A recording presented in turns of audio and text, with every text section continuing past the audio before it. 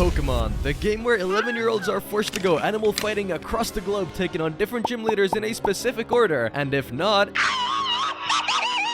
Now, don't get me wrong, it's a lot of fun, but what if you could explore the world of Pokemon in any order and play the game exactly how you'd want to? Well, that's exactly what happens in Pokemon ROWE. ROWE? R-O-W-E? I don't know. Now, this game is also special because it allows you to add on additional difficulty modes to make the game even harder. Since I am objectively the best Pokemon player out there, I'm gonna make my playthrough a lot harder. I'm gonna play the game with no EVs, inverse typing, meaning that water is super effective against grass, fire beats water, and so on. I turned off evolutions, meaning my Bidoof will stay a Bidoof forever. Now that I think about it, that's not so bad. And finally, I randomized the entire game, meaning literally every single battle in this run will be a brand new experience. I also turned on the hardest mode possible to spice up this challenge even more. Now let's go experience Pokemon how I intended it. Now, we already covered what makes this game so cool, but one of my personal new favorite features is that you can choose which town you begin in, and I couldn't make up my mind for the life of me, so I chose the option Surprise Me. And check this out. Come on, that's just boring. Let's do that again. After trying again, we actually had a cool start. Okay, now that's better. Now let's get this adventure started. Now, I had no idea how this was gonna work. I wasn't given a starter, but after checking my bag, I did find something. Are you kidding me?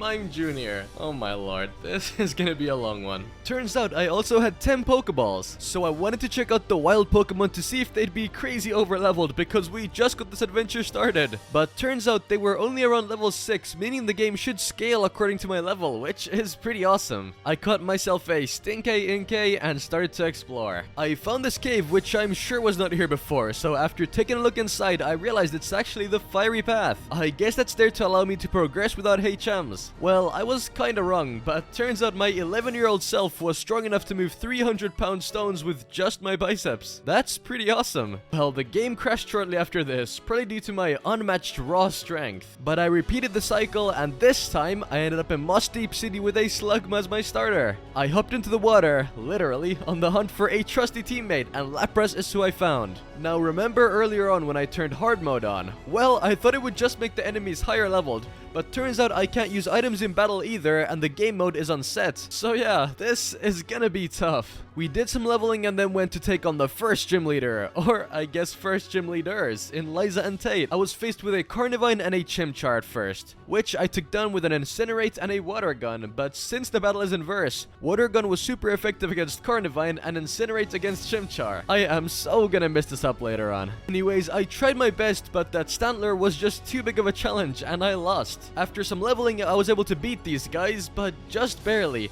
and even then I had to rely on sleep and confusion, and even then it was close. So what was the only logical next step for me to do here? Well, I introduced a level cap, meaning I wasn't allowed to overlevel past the next gym leader's ace. Why do I do this to myself? Anyways, next up we're gonna take on the Elite Four. Wait, you still need 8 gym badges? Fine, I guess if I have to. I made my way to the second gym leader, who we all know is, and always has been, Winona. She sent out a Litleo first, who I was able to take out with an Incinerate. Pichu came up next, and as you guess, it didn't last long. Next up was a Maractus, and I couldn't hit it for a super effective Water Pulse because of her Storm Drain. Luckily though, a couple Ice Shards and Confusions did the job. Silicobra was once again a big challenge because all my moves were not very effective against it. Luckily though, it wasn't too strong either, letting us get our second gym badge. Now, before leaving Fortress City, I did run into something strange. Wait, why is there a Dusknoir in this house? I swear this city was filled with birds before. Anyways, I eventually made it to the third gym leader, who in this case was Watson? Wait, something doesn't feel right. This feels too normal. Okay, I'm not gonna lie, my game crashed here, but he had a Numel, so as you can guess, he really wasn't a challenge. After which, I ended up in Lava Ridge Town for my 4th gym badge. She sent out an Ekans, which I was able to handle pretty well. The Litleo she sent out next was able to handle a few of my Pokemon, but since her team consisted of only Ekans, Pichu, and Litleos, it really wasn't too bad.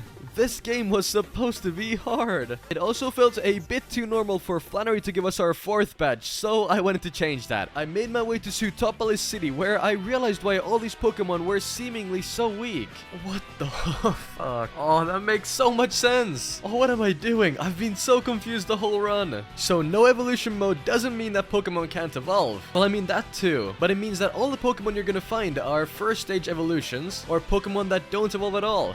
That makes a lot of sense. I was wondering what was up. I'm actually stupid, but at least this run makes a lot more sense now. Now that I actually knew what I was dealing with, I was set on making the absolute best one-stage team out there. I caught myself a Kangaskhan to join the squad and then took on the 8th gym leader for our 5th gym badge. That's a sentence I never thought I'd say before. I made my way to the 8th gym ready for the fight of my life until I saw Juan send out a level 38 Trico who I absolutely annihilated. I was ready to give myself a whole new set of rules to make this challenge harder until he sent out his own Kangaskhan. Now I'm finally starting to understand hard mode. Even his Tailo was 5 levels higher than my highest leveled Pokemon. I did somehow end up winning, but this was no easy fight. I was gonna need to get a lot stronger to have any shot at even getting my 8th badge. I did a lot of training after that gym battle, and with my newly buffed up team, I was feeling really confident. I crossed the bridge to Slateport City, but after reaching the beach, I realized there was no boat.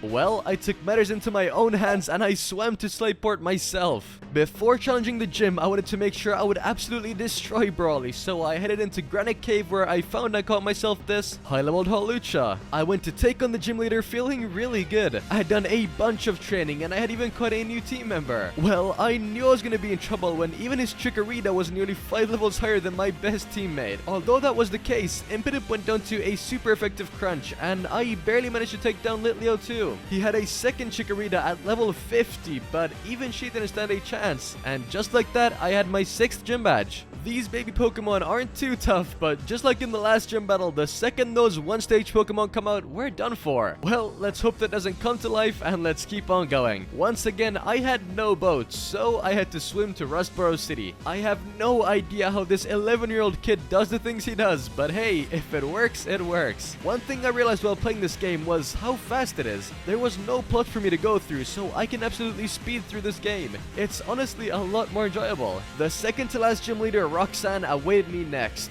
Usually, she's the easiest of the gym leaders, but now she's supposed to be one of the hardest, so let's find out if that's true. Well, if it says anything, her first Pokemon was about 10 levels higher than my best Pokemon. I did still manage to take it out though. Now her second Pokemon was nearly 15 levels higher than my best. This is getting ridiculous. How is this fair? Well, I guess it somehow was because I still managed to win, but I can't even imagine what the next gym battle is gonna look like. And I guess I don't have to for much longer because the final gym was right behind the corner here in Petalburg City. I stepped into the gym to face perhaps the most iconic final gym battle in all of Pokemon. The battle for the 8th gym badge against my own father, and he was not playing any games. I managed to take out his Paras because of a lucky confusion, but his second Pokemon, a Dano, was 25 levels higher than my team. Crunch still did some massive damage, but she got saved by leftovers and took out my Kangaskhan shortly after. I did manage to take it out with my Lapras, but here's where this battle collapsed entirely. He had a one-stage Pokemon himself, a Lapras that was 20 levels higher than mine. Well, time to start leveling up.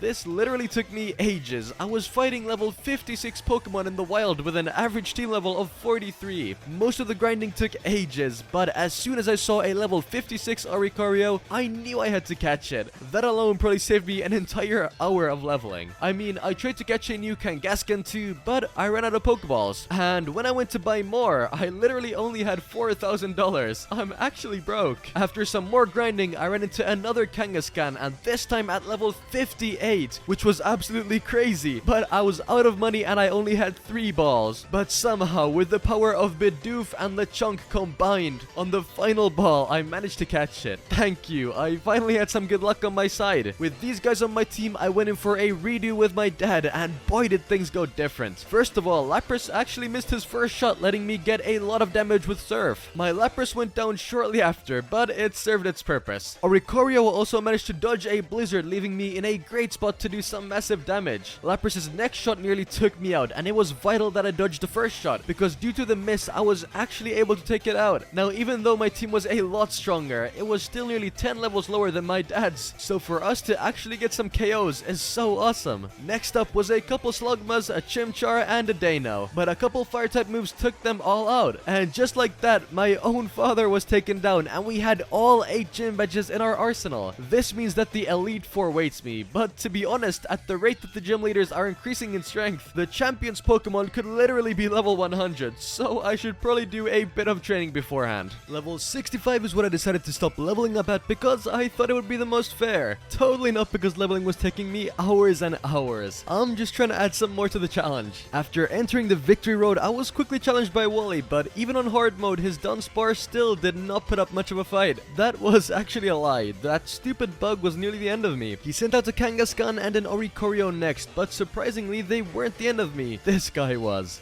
How the fuck did I lose to a Chatot? There's no way I'm beating this game, no way. On my 4th try, I finally had some luck. Patrat missed his slam, so with an Ice Beam and an Outrage combination, I managed to take him down. Then came out Chatot, who absolutely wrecked my team. Even after 2 Swords Dances, an Air Slash would barely scratch this Dunsparce. I was stuck. And not only that, but the game kinda broke. Each time I tried to enter my bag, the game would just reset.